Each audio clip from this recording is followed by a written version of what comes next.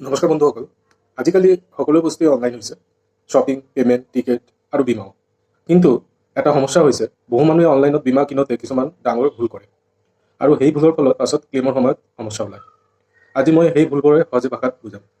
1 number, কেৱল কম premium চাই policy লোৱা। বহু মানুহে প্ৰথমে কি চায়? সৰ্বাধিক সস্তা কোনটো? কিন্তু সস্তা মানে ভাল নহয়। কভাৰ কিমান, কি সুবিধা আছে, কি কভাৰ নকৰে, এইবোৰ চাই পলিচি লোৱা ভুল। 2 নম্বৰ, টাৰ্মছ এণ্ড কণ্ডিশ্যন নপঢ়া। বহু মানুহে এগ্ৰি টিপি আগবাঢ়ি যায়, কিন্তু পলিচিৰ ভিতৰত নাথাকে ৱেইটিং পিৰিয়ড, এক্সিকিউশ্যনছ, ক্লেইম ৰুলছ। এইবোৰ নুবুজিলে পাছত আচৰিত হ'ব পাৰে।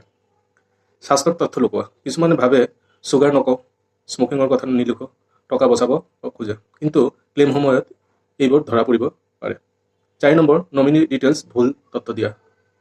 ভুল নাম, ভুল জন্ম তাৰিখ বা নমিনি আপডেট নকৰা, এইবোৰ পিছত সমস্যাৰ সৃষ্টি কৰে। 5 নম্বৰ, প্ৰয়োজন বুজি নোলোৱা। বন্ধুৰ সৈতে তুলনা কৰি আছে বুলি বীমাটো লোৱা বা বিজ্ঞাপন চাই লোৱা, এইটো সঠিক পদ্ধতি নহয়। আপোনাৰ পলিচি আপোনাৰ জীৱনৰ প্ৰয়োজন অনুসৰি হ'ব লাগে। বন্ধুসকল, অনলাইন বীমা লোৱাটো ভুল নহয়, কিন্তু ভুল সিদ্ধান্ত লোৱাটো সমস্যা।